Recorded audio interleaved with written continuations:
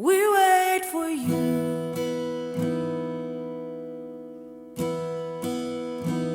We wait for you.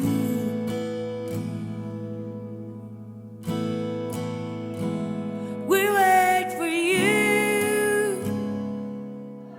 Hello everybody, it's me, Pastor Wes coming. I just want you to be with me as I touch the star where Jesus was born. Here we are in Bethlehem at the Church of the Nativity.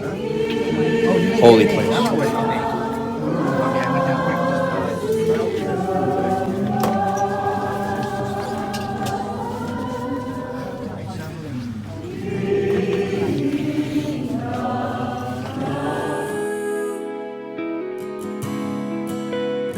To walk in the room.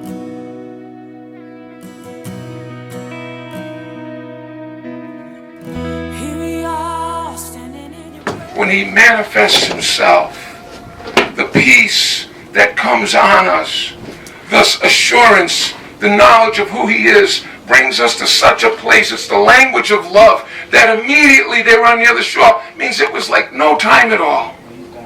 It was like nothing, and we were there. We were in his presence, and it didn't matter how far we had to go. The time flew by. It was like nothing. We wait for you.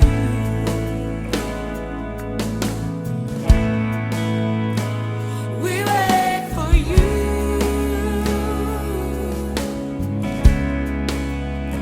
To walk in the room. Can someone else tell me who lives here?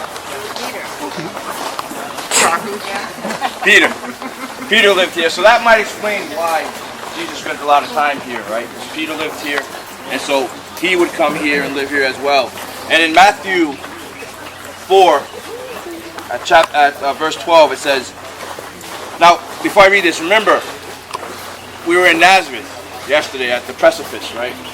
And at the precipice, they was about to throw Jesus off the cliff, and he disappeared and then walked away from him. And after he leaves there, he comes here. It says, when Jesus heard that John had been put in prison, he withdrew to Galilee, leaving Nazareth. He went and lived in Capernaum, which was by the lake in the area of Zebulun and Naphtali, to fulfill what was said through the prophet Isaiah. Land of Zebulun and the land of Naphtali, the way of the sea, beyond the Jordan, Galilee of the Gentiles.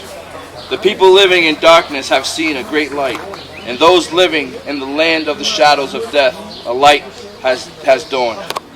From that time on, Jesus began to preach, repent, for the kingdom of heaven has come near.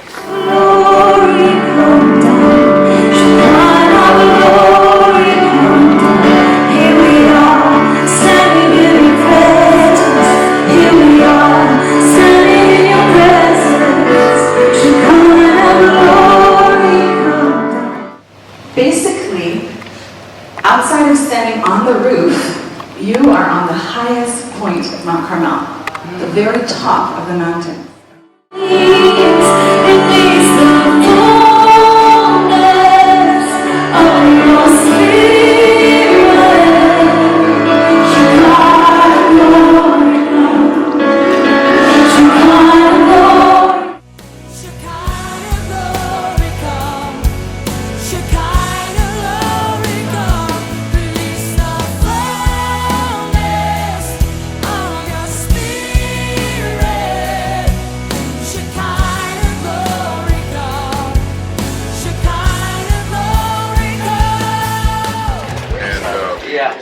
He got on these steps.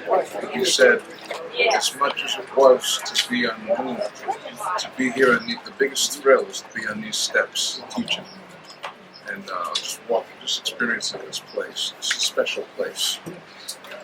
It's a place where Jesus would teach, because when you went in, later they would separate the men from the women. They would separate the Jews from the non-Jews. They would separate different people.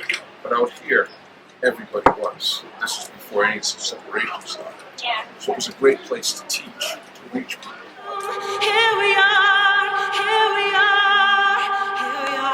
standing in your presence. Here we are, standing in your presence.